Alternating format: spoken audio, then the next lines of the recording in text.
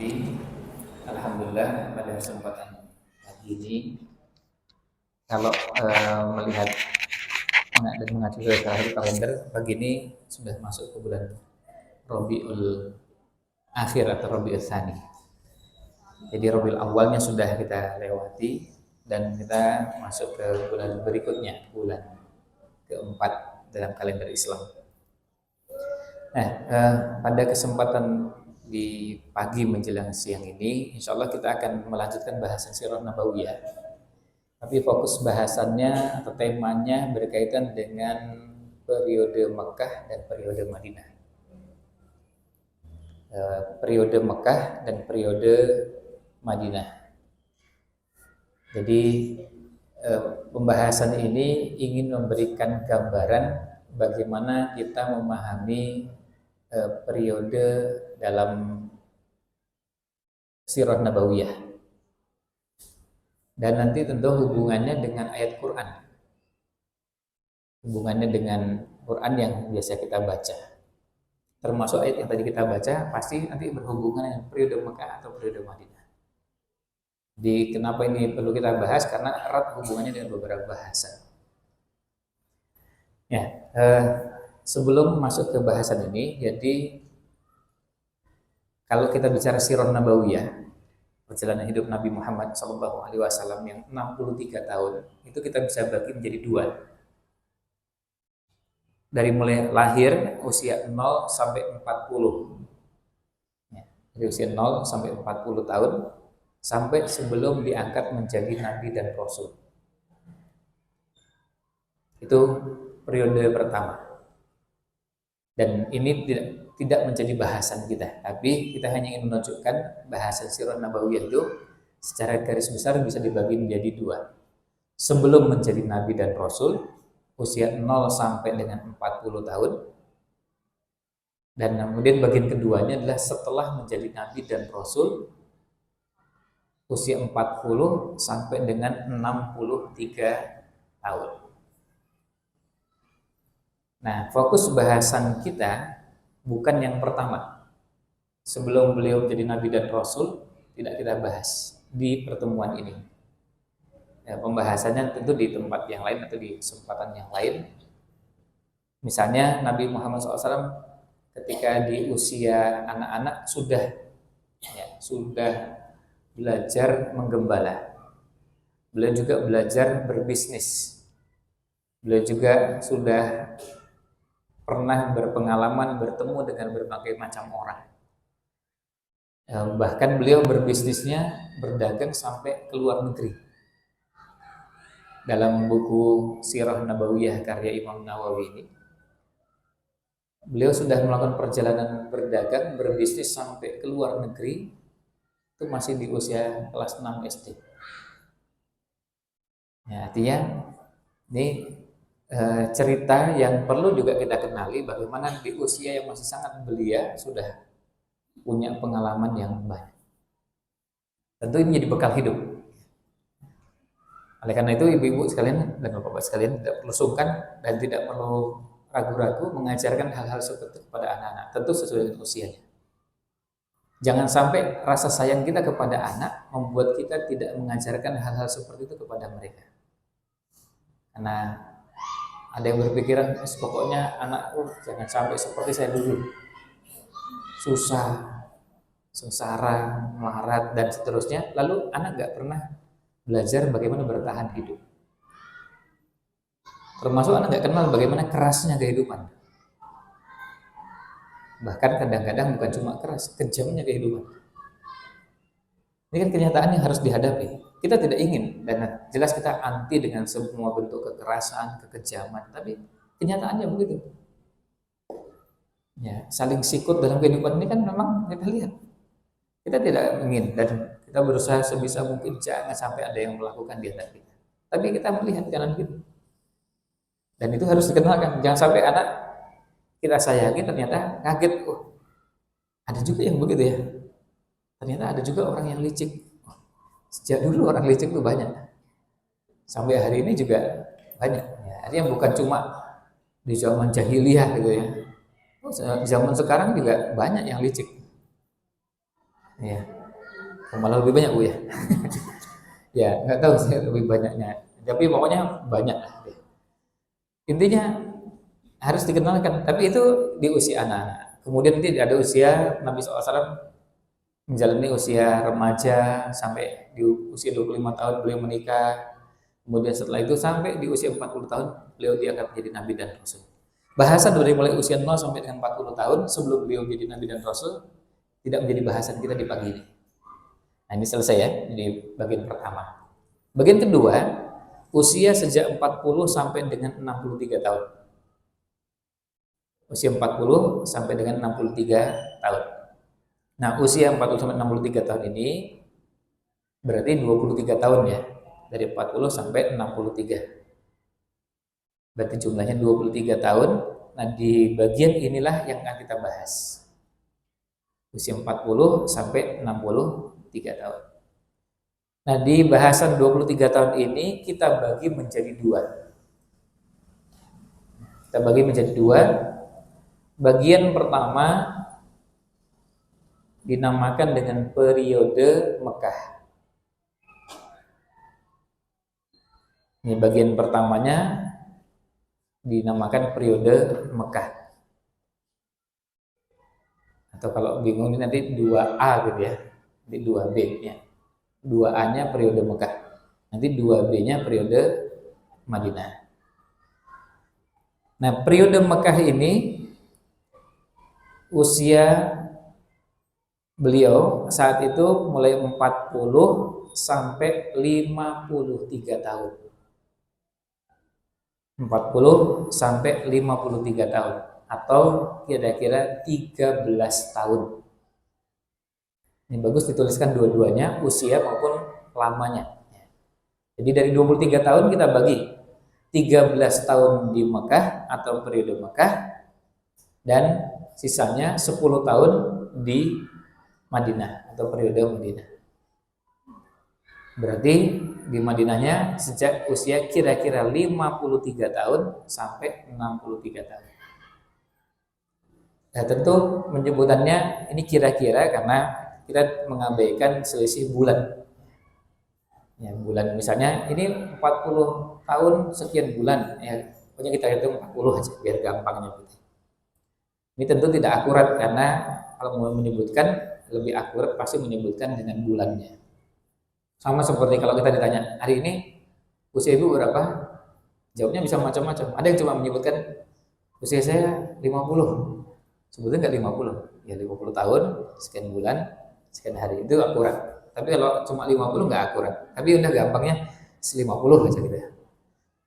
Kalau menyebutkan terlalu panjang nanti bahasannya perlu waktu tersendiri. Nah, sekarang kita sudah bisa pahami di periode Nabi Muhammad SAW menjadi Nabi dan Rasul atau periode kedua tadi yang usia 40 sampai 63 boleh juga kita namakan setelah beliau menjadi Nabi dan Rasul.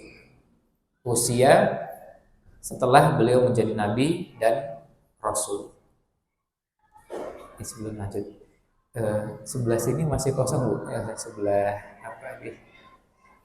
Kalau mau bergeser, ini ada sekitar 6 meja yang masih bisa dimanfaatkan. Karena di belakang nampaknya agak berdesak-desak. Ya. Oh, yang ini masih slow deh. Ya. Jadi usia Nabi Muhammad SAW yang pertama tadi sebelum menjadi Nabi dan Rasul, nah kita bicaranya setelah beliau menjadi Nabi dan Rasul, usia 40 sampai 63 atau 23 tahun. Nah, kalau di buku-buku Sirah Nabawiyah, biasanya pembahasan tentang usia beliau sejak 0 sampai 40 tahun itu hanya sedikit. Ulasannya, penjelasannya hanya sedikit. Masa kecil, remaja, lalu menjelang nikah, sesudah nikah, sampai usia setelah punya anak, sampai usia beliau menjadi Nabi dan Rasul, ulasannya sedikit. Karena memang yang diceritakan oleh Nabi SAW kepada kita cuma sedikit di bagian ini. Dan yang menceritakan dari para sahabat sangat sedikit sekali. Beda ketika beliau sudah menjadi Nabi dan Rasul adalah para sahabat. Nah, sahabat memperhatikan karena apa? Beliau sebagai uswatun hasanah. Laqad kana lakum fi Rasulillahi uswatun hasanah. Karena beliau jadi teladan, semuanya diceritakan. Bayangkan melakukan perjalanan lalu beliau mampir di satu tempat, itu diceritakan. Beliau mampir di sini dulu. Itu diceritakan misalnya oleh sahabat Abdullah bin Umar. Dulu kami pernah melakukan perjalanan bersama Nabi Shallallahu Alaihi Wasallam dari Madinah. Kemudian ketika sampai di tempat ini kami istirahat, kami berhenti. Setelah itu kami lanjut lagi. Cuma mampir saja diceritakan. Jadi semua yang dilakukan Nabi Shallallahu Alaihi Wasallam diperhatikan betul oleh para sahabat dan semuanya kemudian kita namakan hadis atau juga kadang dinamakan juga bagian dari sirah nabawiyah. Nah, disinilah hubungan antara hadis dengan sirah. Nah, 23 tahun setelah beliau menjadi nabi dan rasul, usia 40 sampai 63, sekarang kita akan coba bagi pembahasannya dalam dua bahasan, periode Makkah dan periode Madinah. Nah, apa pentingnya kita membahas periode Makkah dan Madinah ini?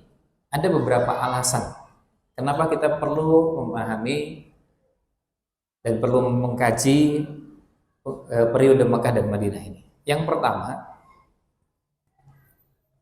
adalah karena ini berhubungan dengan Al-Quran.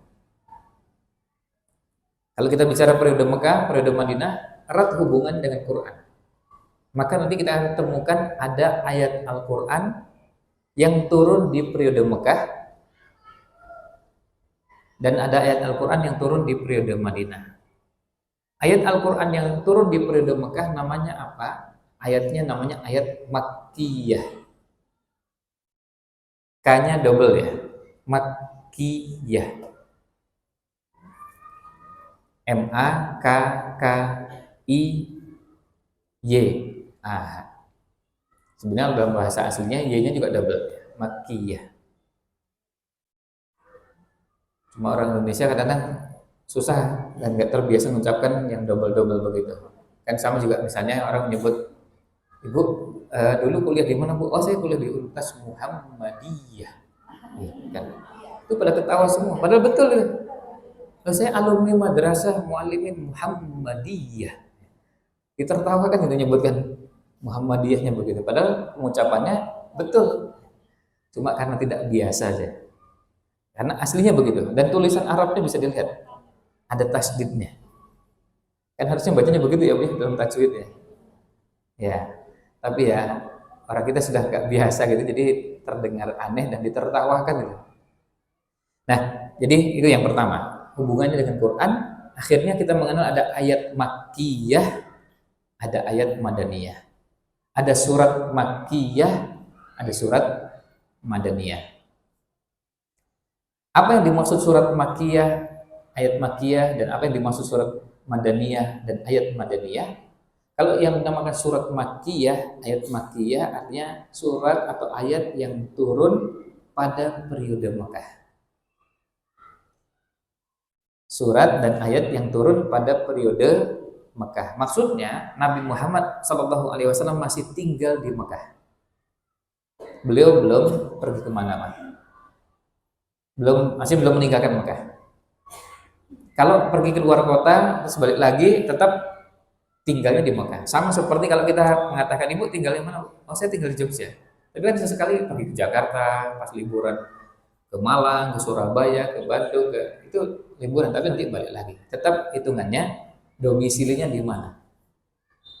Maka Nabi SAW yang tinggal di Makkah, ayatnya pun dinamakan periode Makkah. Suratnya juga dinamakan surat Makkiyah. Jadi itu dinamakan Makkiyah itu karena memang Nabi Muhammad SAW tinggalnya di Makkah. Nah, kemudian yang kedua, nah ini tadi berhubungan dengan Quran. Kemudian yang kedua, memahami, ini manfaat yang lain mengkaji Makkiyah Madaniyah. Yang kedua, memahami karakter atau sifat masing-masing periode. Karena masing-masing periode itu punya kekhasan, ada sifat yang berbeda atau ada karakter ada ciri yang berbeda dengan yang lain. Tentu kesamaan udah pasti ada kesamaan, tapi ada yang membedakan. Contohnya apa? Kalau di periode Mekah yang lebih dominan adalah penanaman iman. Penanaman iman, penanaman akidah itu yang lebih banyak dibahas, dikaji. Kalau ayat Quran itu yang turun pada periode Mekah. Maka di periode Mekah, Bapak Ibu sekalian tidak akan temukan ada ayat membahas tentang akikoh, bahas tentang hukum haji, zakat, puasa, lalu membahas tentang sholat sunnah, masbuk, qadha, sholat, nggak ada itu. Itu nggak ada semua. Jadi nggak ada ceritanya di periode Mekah bahas puasa Arafah, puasa Asyura, puasa Senin Kemis, puasa itu nggak ada puasa sunnah. Ini kalau puasanya batal gimana itu? Bahasan itu tidak di Mekah. Periode di Mekah itu periodenya membahasnya tentang apa? Menanamkan iman. Menanamkan iman yang sangat kokoh, sangat kuat, sampai-sampai mereka siap diperlakukan apapun, yang penting tidak menjual akidah ini. Maka tidak ada seorang sahabat pun yang masuk Islam kemudian mau ditawari, ya diiming-imingi dengan fasilitas, atau bahkan diintimidasi, disiksa supaya keluar dari agama. Tidak ada satupun yang keluar dari agama. Sampai kalau perlu mati nggak apa-apa, mati sekali, tapi mati mulia. Saya terharu hari ini, pagi ini ketika ada dokter di salah satu rumah sakit di Gaza mengatakan ketika diminta untuk meninggalkan Gaza karena mau dibom oleh Israel, mereka bilang enggak, kami memilih untuk tetap tinggal di sini. Lebih baik kami keluar dari tempat ini dan kemudian lanjut ke surga daripada kami keluar kemudian kami juga diberondong dan kemudian dibunuh juga. Biar orang tahu bahwa yang terjadi di Palestina sekarang adalah pembantaian yang direstui oleh beberapa negara yang katanya mengusung hak asasi manusia.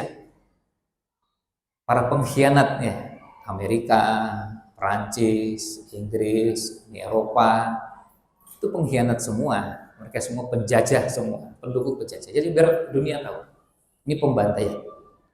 Rumah sakit dihancurkan. Aturan perang kan nggak boleh. Tapi secara sengaja rumah sakit juga diserang. Maka kata mereka, lebih baik kami bertahan. Kami para dokter akan ngurusi pasien. Ya.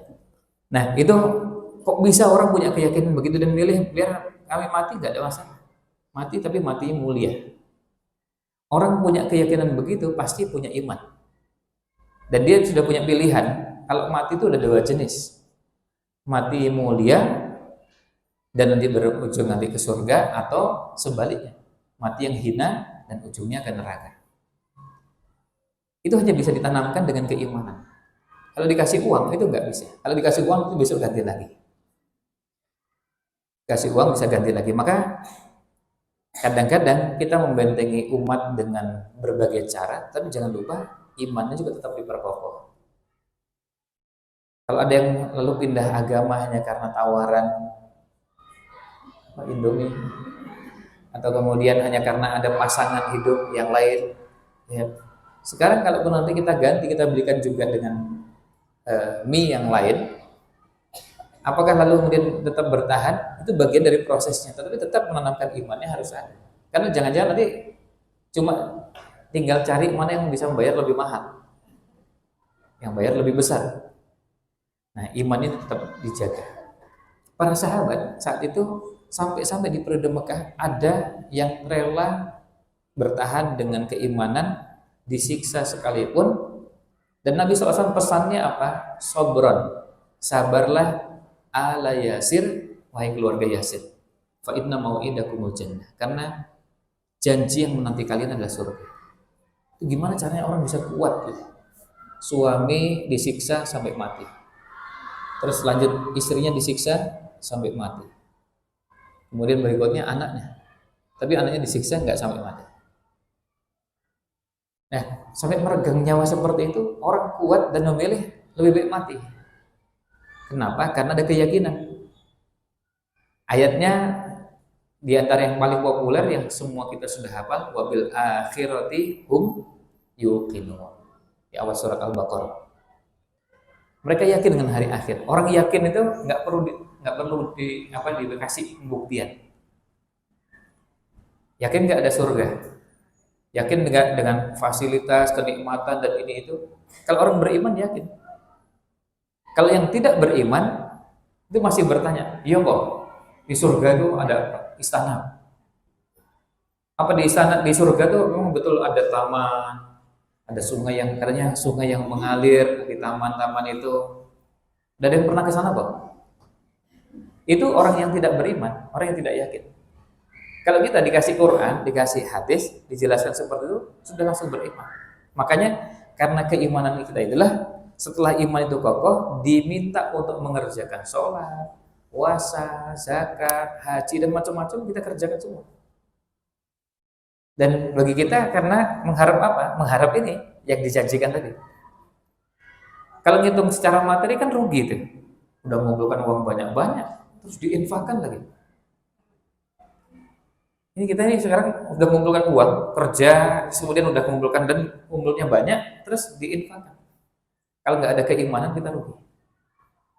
Tapi karena iman, kita dengan semangat menyisihkan. Bahkan kadang-kadang ada yang sampai menyisihkan dalam jumlah yang sangat besar. Karena apa? Karena yakin kalau saya mengeluarkan harta ini akan ada sesuatu yang saya dapatkan di akhirat kelak. Nah, ini yang mengisi kehidupan para sahabat dalam porsi yang sangat besar. Makanya di periode Mekah itu Nabi SAW tidak banyak menyampaikan syariat, tapi lebih banyak pada menanamkan iman. Bahasan sholat, bahasan puasa, sholat dengan detail-detailnya, sholat sunnah, kemudian lalu ada beberapa bahasan-bahasan fikih sholat yang lainnya, itu nggak ada di periode Mekah. Kalau Isra Mi'raj di periode Mekah, iya. Tapi bahasan-bahasan yang lain belum. Bahasan azan nanti di periode Madinah. Kalau kita membahas tentang sekarang syarat siapa yang layak jadi imam, lalu kalau imamnya lupa, gimana cara mengingatkannya, itu nanti di periode Madinah semua. Dan orang lebih mudah menerima syariat kalau imannya sudah siap. Itu persis Bapak Ibu sekalian, seperti kalau kita mau ngajari ilmu apapun. Ilmu agama ini kalau mau kita sampaikan kepada orang, yang paling pokok adalah lahan untuk menerima ilmunya itu disiapkan dulu. Lahan itu dalam bentuk apa? Iman, kemudian adab. Kalau ini sudah siap, ilmu yang diberikan mau tafsir, hadis, fikih, tarikh, apapun yang mau dimasukkan sudah siap. Sebaliknya, kalau ini tidak disiapkan, kita bisa dapati sekarang ada beberapa anak yang diajari beberapa ilmu, sampai ilmu itu dibawakan ke hadapannya, ibaratnya makan tuh disuap, itu dilepeh gitu. Ilmunya dilepeh, dimuntahkan lagi. Kalau kita sudah bawa kan deh, sudah tinggal, kan enak sudah tinggal mangap gitu, makan. Tapi enggak. Sementara di waktu yang sama, dulu orang belajar sampai menempuh perjalanan yang sangat jauh hanya untuk mendapatkan ilmu yang enggak terlalu banyak. Tapi karena semangatnya, kan ini udah siap. Akhirnya ilmu itu dicari, dikejar kemana. Ibnu Abbas radhiyallahu anhu itu belajar. Ini sahabat yang di usianya saat itu masih belia, masih anak-anak. Ketika Nabi SAW hidup, ya usianya masih usia 7 tahun, 8 tahun, 9, 10, artinya usianya usia anak SD.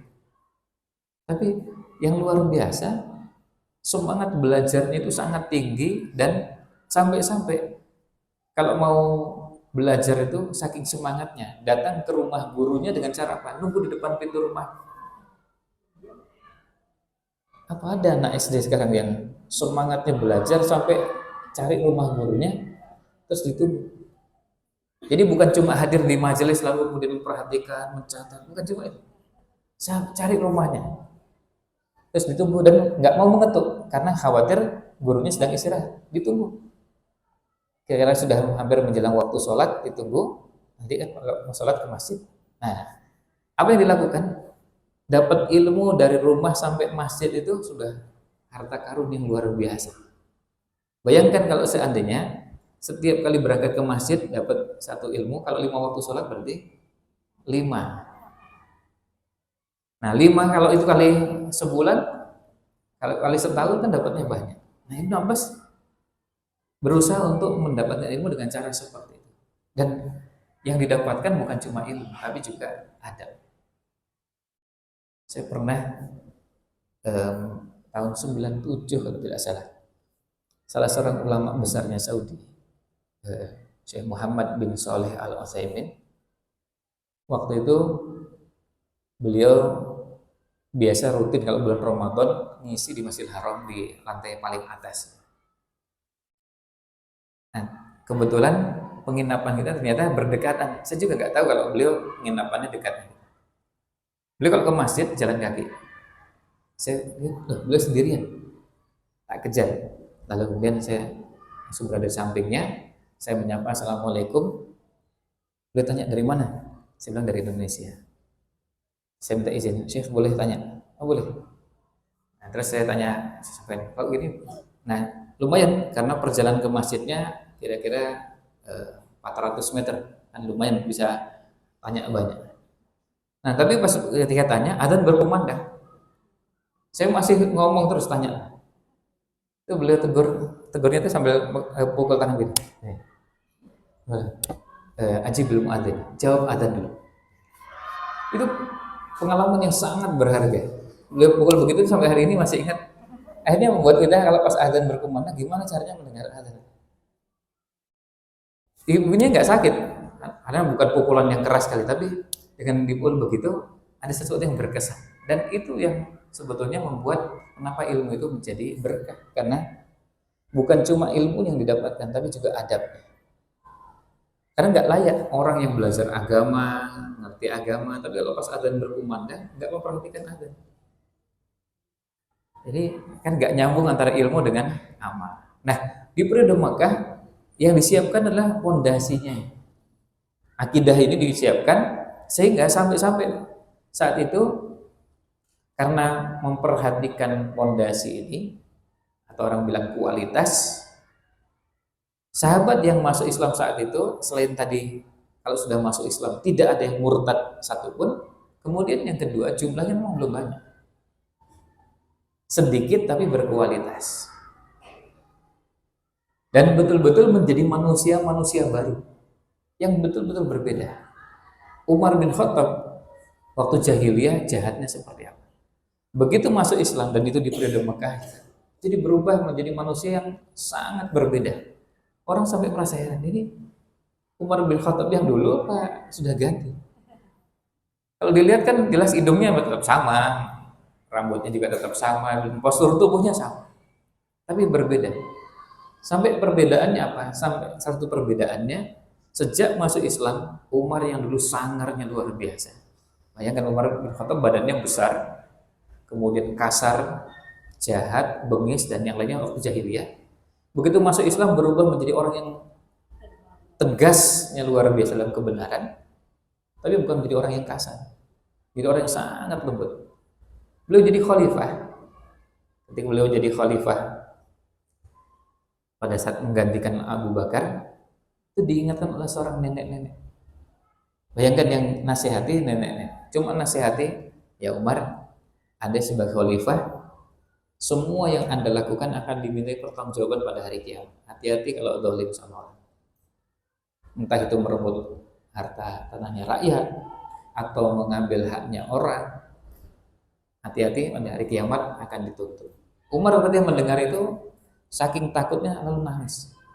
Sampai orang-orang tuh lihat, ini nenek ini ngapain itu sama Umar bin Khattab? Kok sampai Umar nangis ketakutan? Itu hanya bisa dilakukan oleh orang-orang yang memang sejak awal punya fondasi iman yang kokoh. Kalau nggak ada, nggak bisa.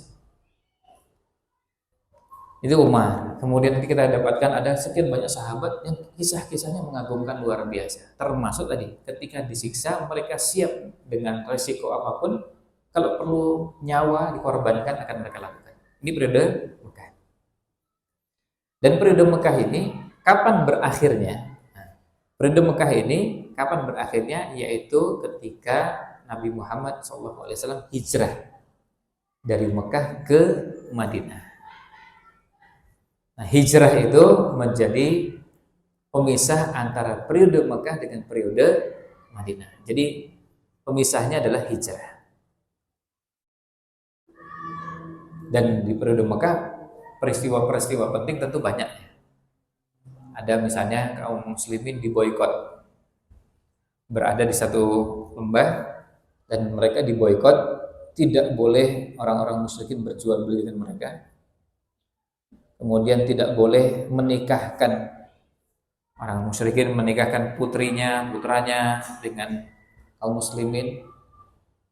Boikotnya dilakukan selama waktu yang lumayan cukup lama, dan sebagian sahabat merasakan kondisi yang beratnya luar biasa. Kita bisa bayangkan kalau diboikot lalu nggak bisa berjualan. Saya punya barang tapi nggak bisa jual, karena apa? Karena nggak boleh jual beli dengan pihak luar. Saya termasuk yang diboikot. Nah, Bapak Ibu sekalian bisa bayangkan betapa sulitnya kehidupan kaum muslimin di Gaza sekarang. Itu diboikot bukan cuma setahun 2 tahun. Diboikot, dan diboikotnya apa? Dikasih tembok yang tingginya luar biasa. Tingginya bukan segini ya, ini pendek kalau ini. Kalau tingginya cuma segini ini masih pendek. Tembok yang membatasi sehingga warga Gaza nggak bisa nyebrang ke sana. Dan sebagian mereka, kan Gaza itu sekarang Gaza dengan Asqalan. Itu sebagian mereka kan bersaudara deh. Ya kayak ibu sekarang lah, misalnya sekarang ada yang di Bantul, kan ada yang saudaranya di Sleman kan? Maksud nggak ada? Ya pasti ada. Ada yang tinggal di Bantul, saudaranya di Sleman, di Kulon Progo, Gunung Kidul, ada yang di Purworejo, ada yang di Klaten, kan itu biasa. Lalu kemudian Bantul tiba-tiba di embargo, nggak bisa kemana-mana, nggak bisa berjualan. Kan yang putus bukan cuma bisnisnya, tapi juga hubungan. Saya susah berkomunikasi. Itu Pak Lek saya, Pak Ade saya, sepupu, kakak, adik, nggak bisa berhubungan. Dan nggak ada ceritanya satu kampung itu cuma satu keluarga saja. Itu mustahil. Pasti campur. Ya, campur. Dan kita bisa bayangkan 1.300 desa di Palestina. 774 dikuasai. 500-an dimusnahkan.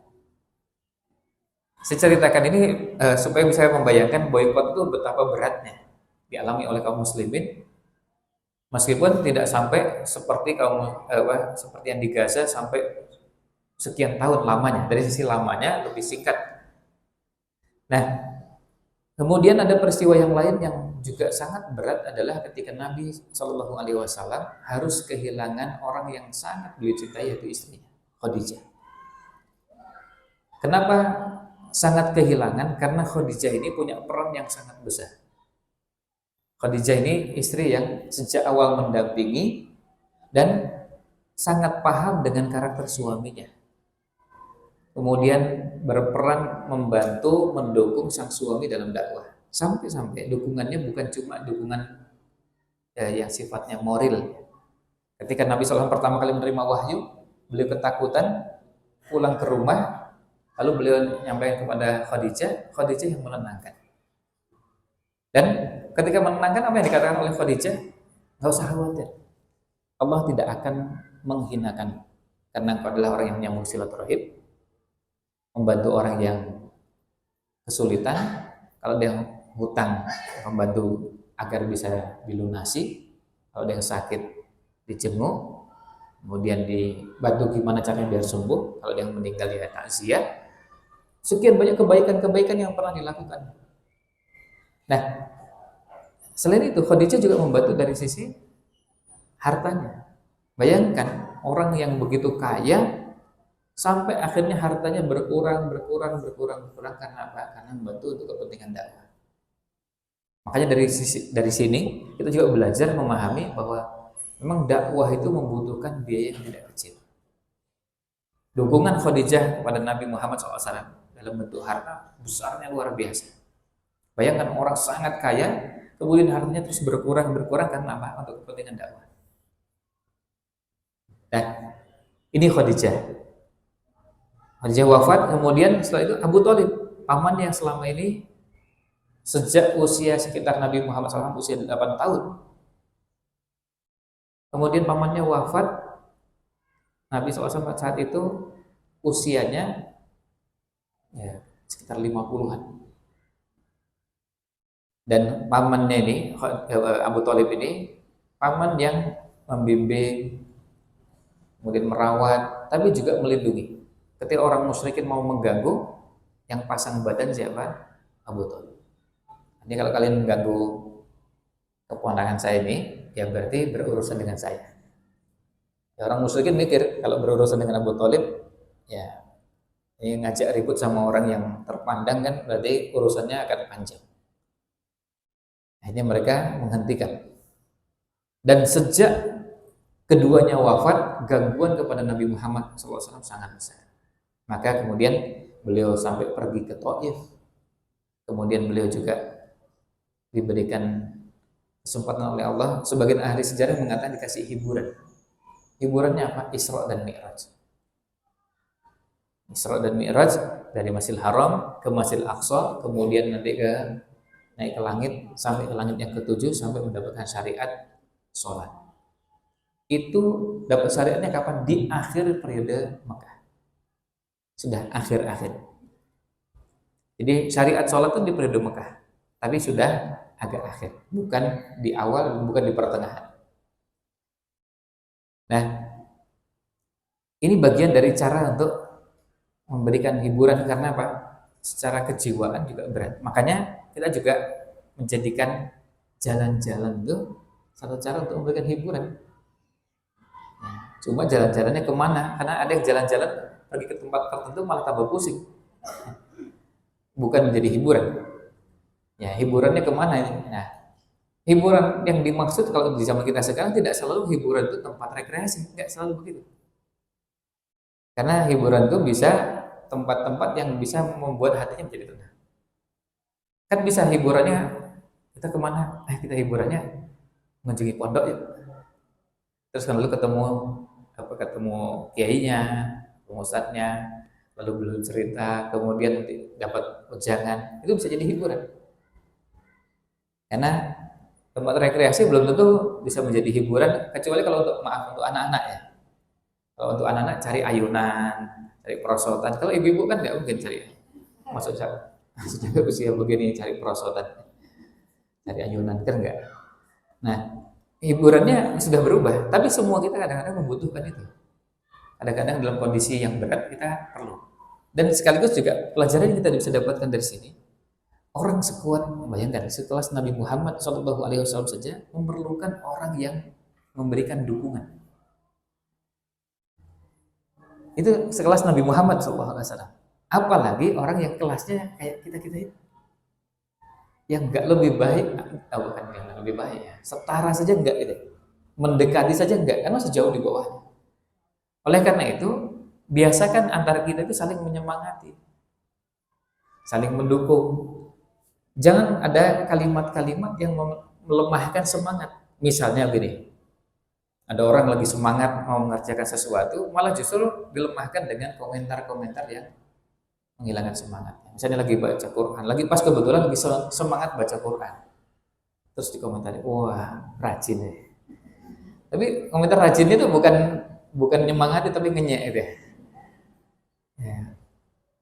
Rajin, terus kemudian sejak kapan nih tobat begini? Dibilang tobat, rajin, jadi soleh, soleha. Pokoknya komentarnya nggak menyenangkan. Akhirnya kita yang lagi ngaji itu jadi gak enak juga ini ngaji di depan orang seperti ini. Bukan dimotivasi, malah justru dirusak semangatnya. Nah, ini pentingnya kita saling menyemangati. Kemudian akhir perjalanan tadi kita sampaikan periode Mekah berakhir dengan hijrahnya Nabi Muhammad SAW dari Mekah ke Madinah. Yang peristiwa hijrahnya sempat kita bahas beberapa bulan yang lalu ya dalam pengajian kita ini. Bagaimana Nabi Muhammad SAW hijrah dan waktu itu pertemuannya di Darun Nadwa, orang-orang musyrikin kumpul, tokoh-tokohnya kumpulnya kebetulan tanggalnya sama dengan pas bulan September yang lalu. Mereka kumpul tanggal 12 September. Pas Hijriahnya juga 26 Safar. Jadi Hijriah dan Masehinya itu sama. Seperti yang terjadi di 15 abad yang lalu. Nah, mereka kumpul kemudian merencanakan apa yang dilakukan, apa yang pantas dilakukan untuk menghentikan dakwahnya Nabi Muhammad SAW. Akhirnya keputusannya bunuh. Dan iblis turun tangan dalam pertemuan tersebut. Nah, ketika diputuskan bahwa itu dibunuh, apa yang dilakukan? Nah, Nabi SAW ketika mendapatkan wahyu dari Allah SWT lewat perantaraan malaikat Jibril, diminta untuk segera persiapan, dan malam itu juga tidak boleh tidur dan bermalam di rumah, maka melakukan persiapan dan mulai perjalanan. Malam itu beliau meninggalkan rumah. 27 Safar, 26 pertemuannya, karena malam sudah masuk 27, beliau bersembunyi di Gua Thur 3 hari. Tanggal 1 Rabiul Awal beliau berangkat dari Mekah menuju Madinah. Tanggal 8 sampai di Kuba, tinggal beberapa hari di Kuba. Kira-kira tanggal 12 Rabiul Awal beliau masuk ke Madinah. Ini perjalanan hijrahnya. Nah, di Madinah berarti beliau mulai lembaran baru kehidupan. Sekarang termasuk bagian kedua, periode Madinah. Nah, di periode Madinah, sejak Nabi Muhammad SAW hijrah, tentu proses hijrahnya tadi dikejar-kejar. Posisinya bukan dalam posisi perjalanan yang enak, nyaman, tapi posisinya dikejar-kejar dan menjadi DPO, orang yang kalau ketangkap dibunuh. Bahkan siapa yang berhasil membawa kepalanya dapat hadiah. Berarti kan ini target ini, dan orang yang terserah membawa kepalanya, bawa atau dalam kondisi mati tapi kepalanya nggak putus, pokoknya gimana caranya ditangkap. Nabi Muhammad SAW hijrah dalam kondisi seperti itu, lalu kemudian memulai lembaran baru di Madinah. Dan sejak beliau tinggal di Madinah, ada beberapa yang beliau lakukan. Di antaranya yang pertama adalah membangun masjid, yang kemudian kita kenal. Di situ ada Masjid Nabawi, kemudian nanti ada Masjid Kuba, ada Masjid Jumu'ah, ada masjid-masjid yang kemudian sejak itu berkembang. Tapi paling pokok adalah Masjid Nabawi. Masjid Nabawi yang dibangun untuk apa? Selain untuk kepentingan ibadah, ada kepentingan-kepentingan yang lain. Di antara yang paling penting adalah untuk memberikan taujihat, memberikan arahan, memberikan pelajaran, memberikan nasihat, memberikan bimbingan, memberikan wejangan. Di mana tempatnya? Di masjid. Dan termasuk juga kalau ada yang konsultasi, meskipun konsultasi tidak harus di masjid, tapi masjid menjadi salah satu fungsi tempat orang konsultasi. Maka kita temukan dalam beberapa hadis ada sahabat yang tanya dan posisinya di masjid. Misalnya ada sahabat menceritakan, kami waktu itu bersama Nabi SAW di dalam masjid. Kemudian ada orang yang datang bertanya. Itu artinya berarti posisinya di masjid dan jadi tempat konsultasi. Kenapa ini diperlukan? Karena namanya membimbing, mengarahkan umat, mengarahkan masyarakat, itu perlu dilakukan secara rutin dan perlu dilakukan terus-menerus sampai dengan betul-betul kalau ibarat bangunan sampai jadi. Kalau kita lihat sekarang ini, itu ibaratnya seperti bangunan. Kalau kita membangun dan menyiapkan orang jadi orang baik, maka kita harus menghitung seberapa banyak pengaruh baik itu kepada seseorang dan seberapa banyak pengaruh buruk itu pada seseorang. Kadang-kadang yang terjadi sekarang ini nggak seimbang. Pengaruh baik yang masuk ke dalam diri seseorang tidak seimbang dengan pengaruh yang merusak. Nah, bayangkan kalau seandainya Bapak Ibu sekalian lihat bangunan masjid kita ini. Kalau ketika bangun masjid, mulai dari pondasi, kemudian masang tiang, ada jendela, kaca dan seterusnya, nggak usah banyak-banyak. Seandainya yang membangun itu 99 orang. Terus lalu ada satu orang yang kerjanya ngerusak. Cukup satu aja. Jadi tukangnya 99 tuh ngerjakan bangunan. Cuma satu yang kerjanya ngerusak. Kira-kira gimana bu bangunan ini? Jadi ngerusaknya nggak usah, dan kalau yang namanya ngerusak ada dua. Ngerusak itu ada yang punya ilmu dan ada yang nggak punya ilmu. Misalnya gini, saya nggak punya ilmu bangunan. Tapi kalau ngerusak bangunan, bisa nggak? Bisa. Ini kaca gimana dirusak? Itu gampang sekali. Tak lempar pakai batu, pecah. Selesai. Atau cari benda lain apapun untuk memecahkan. Rusak. Setelah kacanya rusak, ini bisa nggak dirusak? Lalu kemudian itu pokoknya semuanya bisa dirusak. Kipasnya bisa dirusak nggak? Kabelnya, gampang sekali. Kalau yang namanya ngerusak itu gampang. Bayangkan kalau seandainya yang merusak cuma satu, yang membangun 99. Kita sudah bisa bayangkan bangunan ini kayak apa gitu. Kan remuk deh. Kalaupun jadi tapi berantakan. Sudah hampir bisa dipastikan pasti berantakan. Kalau jadi ya. Jadi yang 99 bangun, yang satu merusak. Nah sekarang ini, kadang-kadang yang terjadi apa? Yang membangun cuma satu, yang merusaknya 99, atau yang merusaknya banyak. Nonton TV merusak, nonton YouTube merusak, nonton Facebook merusak, nonton Instagram merusak, baca merusak. Nah, yang merusaknya banyak, terus kemudian yang memperbaiki cuma satu. Maka kita bisa bayangkan, ini orang kayak apa ini jadinya? Yang merusak lebih banyak daripada yang membangun. Sementara tadi, kalau yang membangun banyak, yang merusak sedikit, hasilnya belum tentu baik. Itu belum tentu baik. Ya, biar gampang gini. Contohnya misalnya, sekarang udah biar baik, ini aja lah kita masukkan ke pesantren yang kira-kira bisa mendidik dengan baik. Kenapa? Karena programnya sudah disiapkan. Kurikulumnya, pengajarnya, musyrifnya, kemudian kegiatannya, fasilitasnya sudah disiapkan semua. Jadi nggak hadir? Belum tentu. Karena ternyata bisa jadi ada yang ngerusak. Jadi ngerusaknya nggak banyak. Kadang ngerusaknya cuma satu, dua. Tapi ternyata yang satu ini sangat berpengaruh pada kehidupan anak kita. Ini bayangkan, ini yang sudah jelas-jelas di pesantren. Yang lingkungannya dianggap sudah lebih kondusif untuk jadi anak baik. Karena tiap hari sholat ke masjid jamaah. Tapi ternyata belum tentu berhasil. Apalagi yang di tempat yang lain yang jelas-jelas lingkungannya belum tentu kondusif. Tentu tidak berarti bahwa selalu di tempat lain pasti lebih rusak, enggak. Tapi kita cuma ingin membayangkan betapa sulitnya. Dan tidak ada jaminan bahwa kalau kita sudah pokoknya serahkan aja ke pesantren, pulang-pulang pasti baik, oh enggak. Belum tentu. Ya, karena kita dapatnya juga, ya ibaratnya, sampai kata salah seorang kiai itu ibaratnya pohon. Pohon itu kalau berbuah kan nggak semuanya buahnya baik, ada yang buahnya busuk. Ya kira-kira begitu.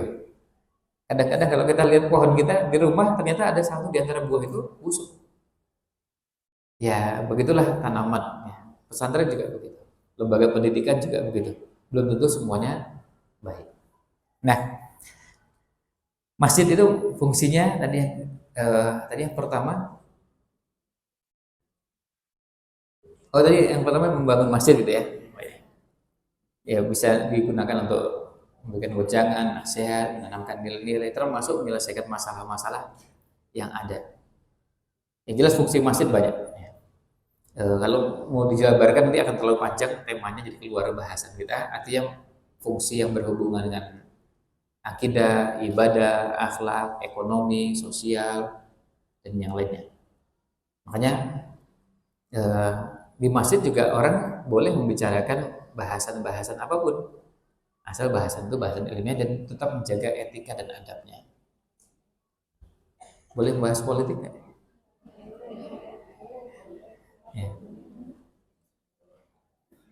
Nah, yang kalau bahas politik dalam artian politik itu nilai menjelaskan bahwa dalam Islam sistem politik itu begitu, begini, nah itu dibenarkan dan itu memang diajarkan. Sama seperti kalau misalnya kita menjelaskan dalam Islam itu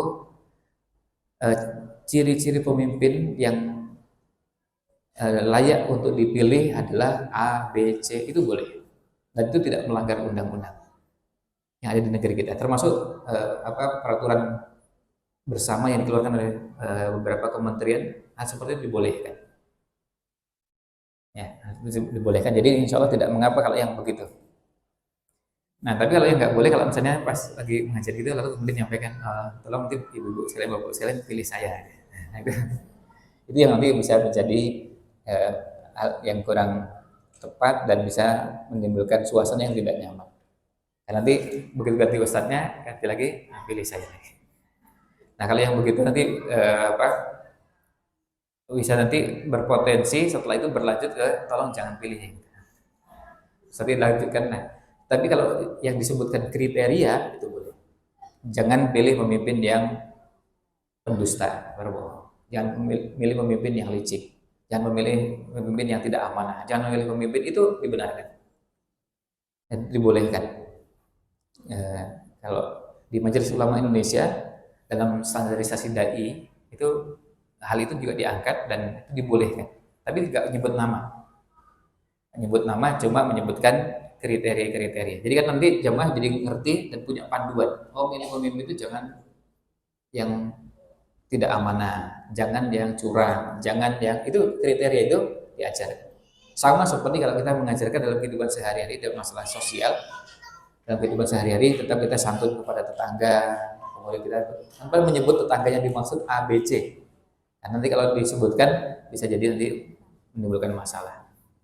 Nah, selain membangun masjid, yang kedua yang beliau lakukan juga ketika pertama kali sampai di Madinah adalah mempersaudarakan orang muhajirin dan orang ansor. Orang muhajirin dan ansor itu dipersaudarakan untuk apa? Karena ini orang muhajirin datang dari Mekah, banyak di antara mereka yang betul-betul ketika hijrah nggak bawa apa-apa. Nggak bawa apa-apa. Ada yang di Mekahnya kaya, sangat kayanya luar biasa. Ada salah seorang sahabat ketika mau hijrah ketangkap. Mau hijrah ketangkap. Terus kemudian beliau mikir gimana caranya biar saya dilepaskan. Nah, terus beliau bilang, gimana kalau seandainya harta yang saya miliki saya berikan pada kalian? Kalian lepaskan nggak? Oh iya.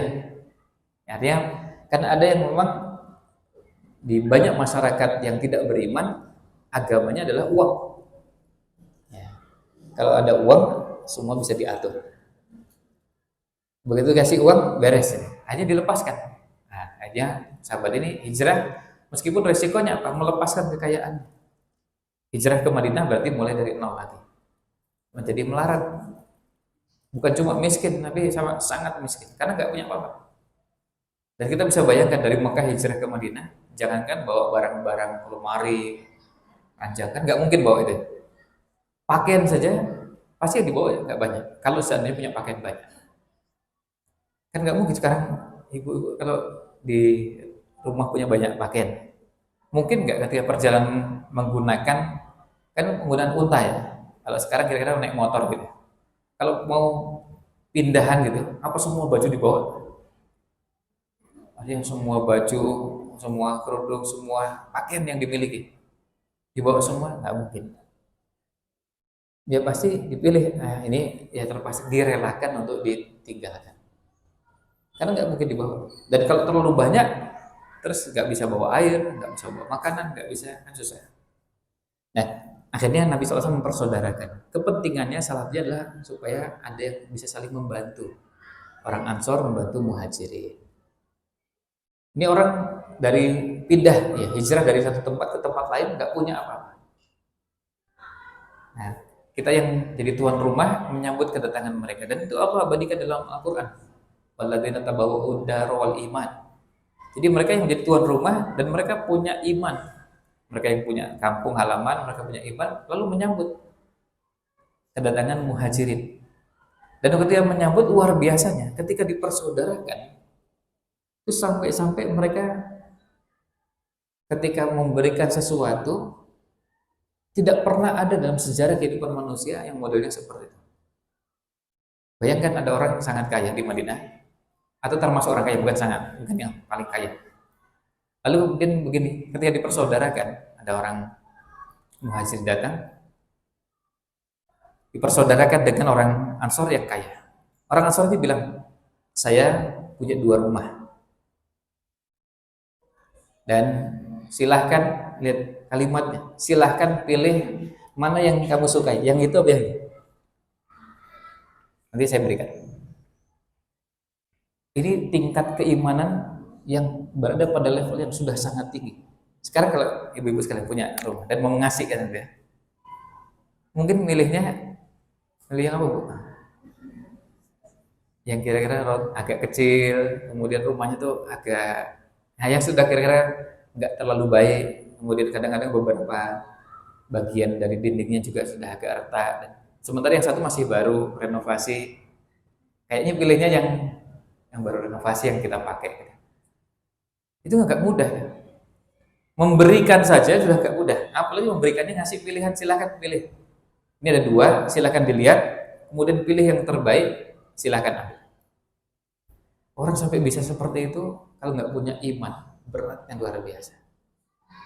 Sekarang nggak usah jauh-jauh, ini biar lebih konkret lagi. Nanti kalau ada snack gitu, kalau snacknya dapat 2 gitu, kemudian nanti silahkan bu, ibu pilih aja yang mana, ibu ambil, nanti saya ambil sisanya. Itu kan nggak semua orang hatinya lapang gitu ya, buat dia menyampaikan begitu. Sambil berharap mudah-mudahan ngambil yang sebelah sini gitu. Karena saya suka yang situ. Ya, jadi berat. Dan orang sampai bisa melakukan itu. Dan ini bukan kue, ini rumah. Dan rumahnya bukan cuma rumah kosong tanpa perabotan, seisinya. Dengan entengnya silahkan pilih, tak kasihkan. Nah, tapi hebatnya, nah ini kehebatannya sisi yang lain itu sahabat Ansornya. Muhajirin yang menerima itu mentalnya juga bukan seperti kita ini. Kebetulan ini kan ditawari. Nah, ambil yang paling bagus. Nggak ada aji mumpung begitu. Apa yang dilakukan? Kata orang muhajirnya ini, barakallahu fi ahlika wa malika. Mudah-mudahan Allah memberkahi hartamu dan keluargamu. Nggak usah. Sekarang biar rumah itu dua-duanya Anda miliki, tunjukkan saya di mana pasar biar saya bekerja. Yang ditawarin. Tinggal milih, tinggal nunjuk, langsung ambil. Siapa dari kita yang nggak mau gitu? Bu, mau nggak kalau misalnya ditawari? Silahkan bu, nunjuk rumah yang mana, ibu nunjuk aja. Atau kalau nunjuknya merem gitu, terus nanti dapat yang mana, langsung dikasih. Dan langsung dikasihnya tanpa syarat. Ada tanpa syarat, nggak pakai syarat apa-apa. Pokoknya langsung. Jadi nggak pakai DP, nggak pakai cicilan ini, nggak ada itu. Pokoknya merem dan langsung dapat. Dan dapatnya dapat full 100% tanpa dikurangi. Nah, tetapi hebatnya orang muhajirin juga bukan orang yang peminta-minta. Mentalnya bukan pengemis. Maka ketika nerima itu nggak memanfaatkan, nah ini mumpung, lalu ambil yang terbaik, ambil yang paling bagus. Tapi apa? Tapi sampaikan nggak usah. Sekarang simpan aja. Sambil didoakan. Ini menunjukkan 2 orang yang sangat mulia. Ansornya juga mulia, orang muhajirin juga mulia. Ini ingin memberikan yang terbaik yang dimiliki, sampai-sampai silahkan milih.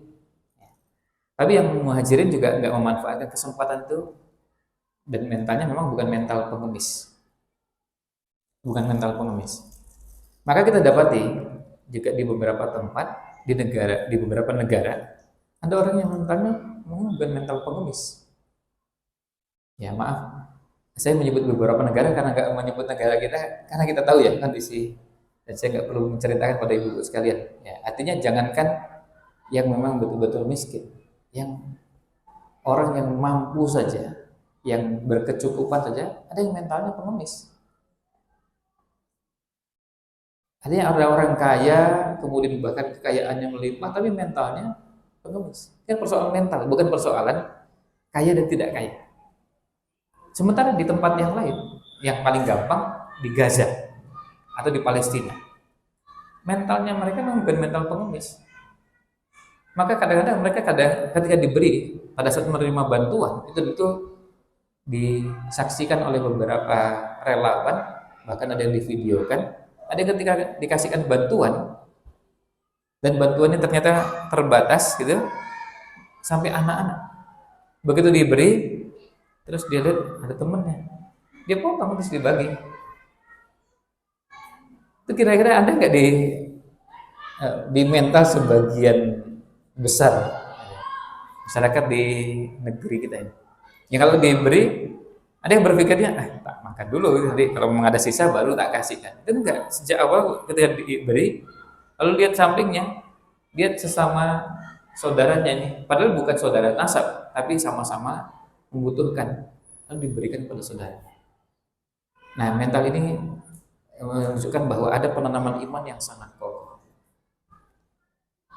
Dan ini berlangsung terus di Madinah. Yang seperti ini diajarkan turun-temurun sampai bukan cuma generasi sahabat, generasi anak-anaknya sahabat, sampai generasi tabi'in. Makanya Imam Malik dalam mazhabnya, di mazhab Maliki, beliau punya pendapat bahwa perbuatan, perilaku, praktek yang dilakukan oleh penduduk Madinah bisa dijadikan rujukan. Sampai-sampai Imam Malik pernah didatangi oleh muridnya, Imam Syafi'i. Imam Malik itu baru dikasih orang unta, dan untanya bagus kan. Dan untanya unta bagus, unta mahal. Dikasih orang. Nah, kemudian muridnya Imam Syafi'i datang. Lihat, kagum dengan tunggangan itu. Lalu tanya pada Imam Malik, "Ya Imam, ini milik siapa?" Lihat muridnya kepingin begitu, dengan entengnya beliau langsung menyampaikan, "Itu milikmu, silakan bawa pulang." Karena tahu ini kepingin. Kan bisa kelihatan ya, dari kalau kita sangat dekat dan akrab gitu, ada yang lalu lihat itu nanya-nanya, "Set, ini punya siapa, Set?" Tapi sebetulnya kepingin gitu ya. Kan nanya ini, "Set, ini punya siapa?" Tuh sebenarnya nanya kepingin kan gitu. Nah, cuma masalahnya ustadznya nggak seperti Imam Malik. Nggak langsung nih, "Bu, silakan diambil, dibawa."